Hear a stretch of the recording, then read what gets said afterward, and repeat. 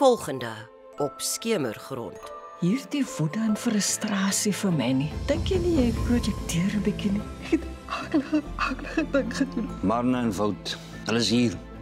Hulle hou ons dop, hulle ken ons roetes, hulle weet wat ons gaan beplan. Ons wil nie hê meer mense moet seer kry in die naam van die Lousie help nie.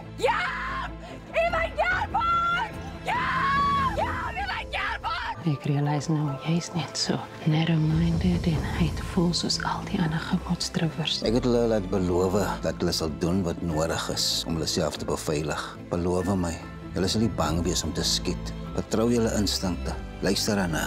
Kom ons gee voor niks het ooit gebeur nie. Ek kan jou nog steeds help, dalk 'n ander werk kry of Ek gaan nêrens sien. ek het everlasting in my familie te lank voor jou en ons gestel. Wanneer of kies ek jou? Ons moet saam bly.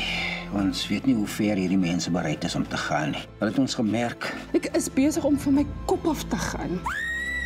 Dit is tyd vir ons om terug te slaan. Ek kan nie meer hier bly nie. Ek het 'n plan om hulle verder uit te lok, om hulle te vang. Dit is nie normaal nie. Dis 'n nuwe begin vir ons almal, vir jou ook. Ek soek hier 'n nuwe beginning. Wat tussen ons gebeur het, was verkeerd. Neem volle verantwoordelikheid. Ons gaan vir die volgende paar aande 'n patroon volg. En dan gaan ons dit breek om hulle onkant te vang. En dis wanneer ons gaan toeslaan. Ons weet nie wat daar buite is, Amber. Amber is reg, ons kan nie net hier sit terwyl...